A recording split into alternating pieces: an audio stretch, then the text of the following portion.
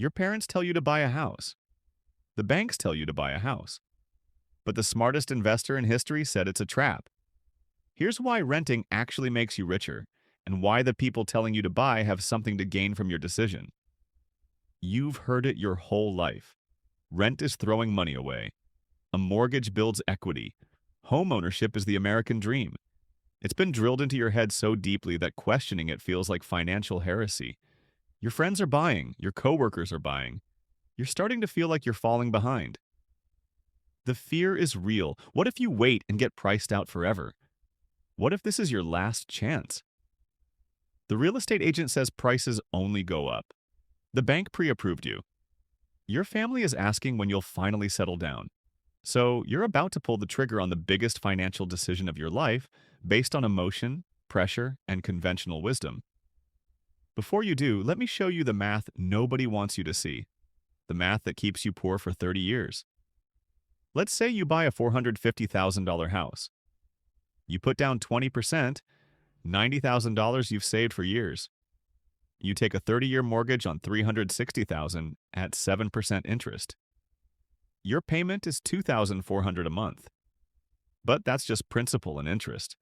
Add property taxes, insurance, and maintenance, you're at $3,200 minimum.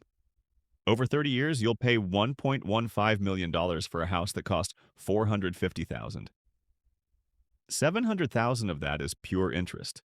Money you'll never see again going straight to the bank, and this is where someone says, but rent is throwing money away. As if mortgage interest, taxes, and maintenance aren't. In the first 10 years of that mortgage, 80% of your payment is interest. You're throwing away money either way. But here's what nobody tells you. When you rent, you have flexibility. When you own, you have an anchor. A better job opens up across the country, the renter moves.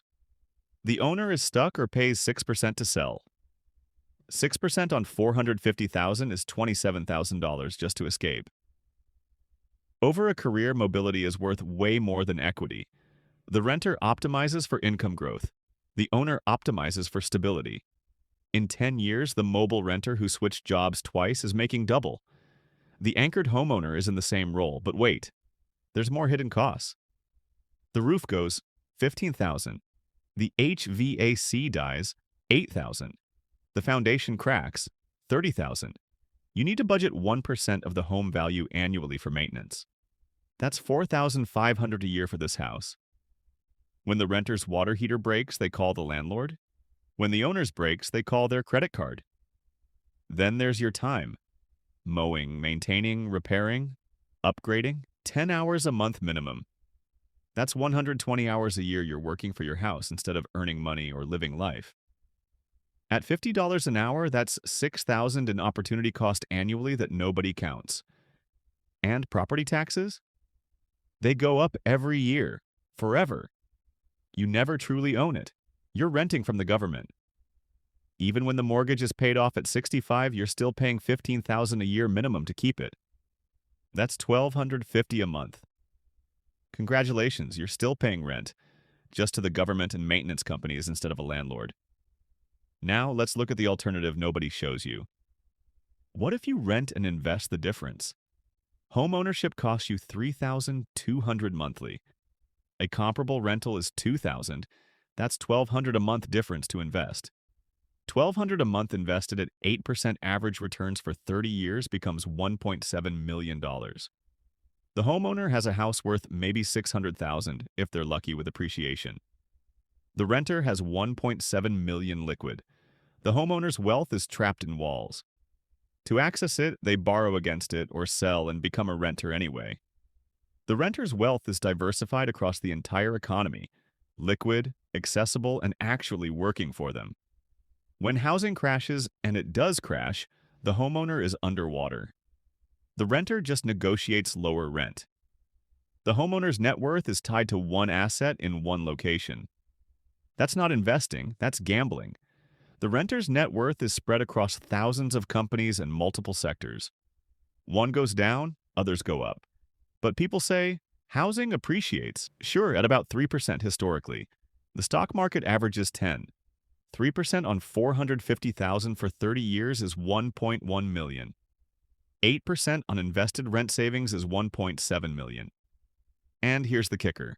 If your house doubles in value, so did every other house. You can't downgrade housing to cash out the gains. You sell high, but buy high. The appreciation is trapped unless you move to a cheaper market or become a renter. The renter's gains are real. They can sell shares without becoming homeless. Their housing costs and investments are separate. The homeowner's retirement plan involves a reverse mortgage, literally giving the bank their house in exchange for staying in it. House rich, cash poor is not a retirement strategy. It's a trap that forces you to borrow against your only asset. So, who actually benefits from you buying? The bank makes $700,000 in interest. The agent makes $27,000 commission. The government collects endless property taxes. The real estate industry is a trillion-dollar wealth extraction machine, and you're the product. Your parents are right that buying worked for them. They bought when houses cost 3 times their annual income. You're buying when houses cost 8 to 10 times your income. It's a different game entirely. They got 3% mortgages. You're paying 7%. Their payment was 20% of income. Yours is 40%. Their houses tripled in value. Yours will be lucky to keep pace with inflation after you factor in all the true costs. The advice that worked for them is financial suicide for you. But nobody updated the playbook. So society calls you financially irresponsible for renting while you're building actual liquid wealth. Your homeowner neighbors feel superior living in their leveraged box while you're quietly becoming wealthy. 10 years later, they're still stuck in the same house, making the same payment while you're financially independent. Now, buying isn't always wrong. If you're staying 10 plus years, make high income, and buy in a cheap market, the math can work. If you earn $200,000 and buy a $300,000 house with 40% down, you're probably fine. But if you're stretching to buy the maximum house the bank will approve, you're setting yourself up for decades of stress. If the total housing cost exceeds 25% of your take-home pay, you're house poor before you even move in. House poor means living in nice walls while having no money for life, no buffer for emergencies, no investments for future. You're choosing shelter over wealth, and shelter is all you'll ever have. So here's what you actually do. Look at your specific situation without emotion. Are you staying 7+ years? Is the payment comfortable? Is your income stable and growing? If the answer to any of these is no, keep renting and invest the difference religiously. Open a brokerage account. Automate monthly investments. Buy broad index funds. Ignore housing FOMO. In 5 years, you'll have real wealth. In 10 years, you'll have options.